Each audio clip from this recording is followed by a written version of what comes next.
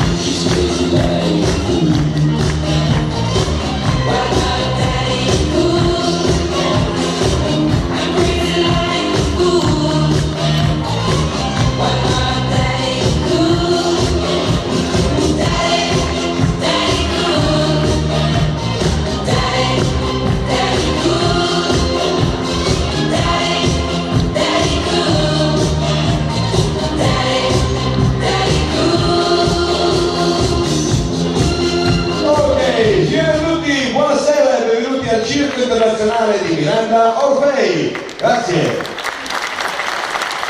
Grazie ai vostri bambini.